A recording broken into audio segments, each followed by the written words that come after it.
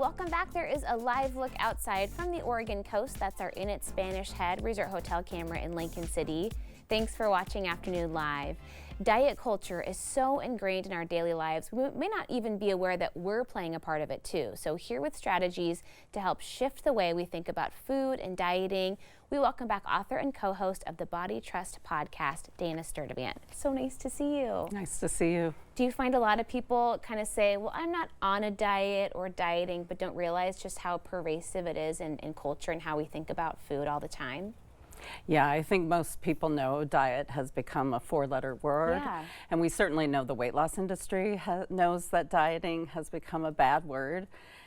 And what I notice as a dietitian who works with eating disorders and helps people heal from the side effects of dieting, that we can call it whatever we want. Sure. A lot of people say, oh, I'm just watching what I'm eating, or I'm just trying to be healthy.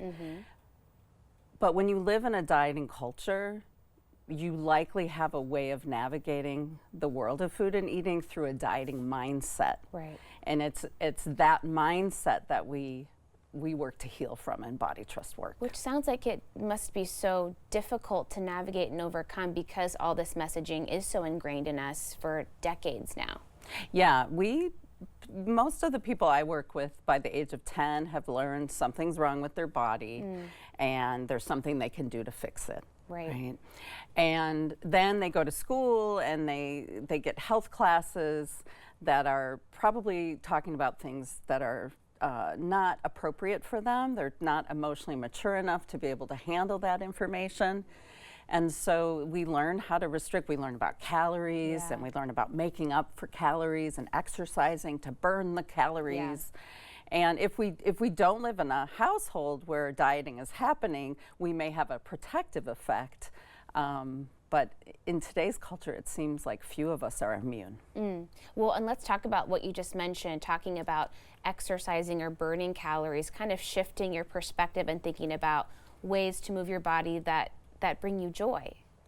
Yes, when we're young, we play. All the time. Right? It's active play. We're out at the park. I was thinking about like the way I used to ride my bike throughout the neighborhood. And usually by the time we're in high school, it starts to become more about cosmetics and looking a certain way and using exercise as a way of, shrinking parts of our bodies and getting a certain look. And so what happens is a lot of people give up the things they used to enjoy and find pleasure in for the things that burn said calories. That's not very fun. No, and then people wonder why they burn out on their fitness routines. It's because they're unrealistic and unsustainable. Usually people have unrealistic ideas of what's needed to count. And then they're so hard to stay the course because they're so unrealistic. And then we can be tough on ourselves if we maybe, ate a bunch of unhealthy stuff in a day or a week and then feel like we have to punish ourselves, and kind of having to undo that mindset too is really difficult. Yeah, we're really letting go of an idea that we need to make up for our so-called mistakes in eating. One thing that we're focusing on in Body Trust work is listening to our bodies and knowing that if we eat past full, our hunger cues will guide us. That we can trust our hunger and fullness cues. Right. Which is, so simple, right? But it does sound kind of tough when you think about all the different things we're bombarded with all the time. That's correct. And, the culture tells us we can't be trusted with food. And then what about commenting on other people's bodies and changes? I know we have to be so careful about, nobody wants to say the wrong thing. Yes, and we recommend that you just not comment on people's bodies and on their body size. There are so many other things we can comment on and compliment people on, whether it's like, I love that color on you, or that dress is so fantastic. Oh my gosh, where'd you get those boots? To like, I love the way you make me feel when I'm with you. That's such a great idea. Yeah.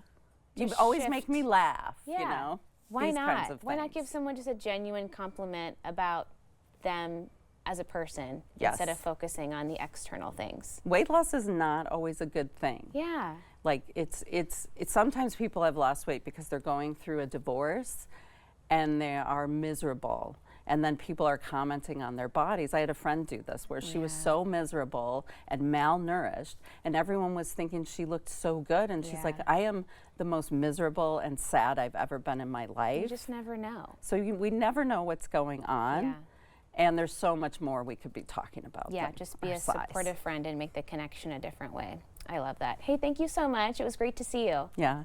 Okay, we will have, again, Dana is the co-host of the Body Trust podcast. We'll have more information on our website at katu.com, and we'll be right back with more Afternoon Live right after this.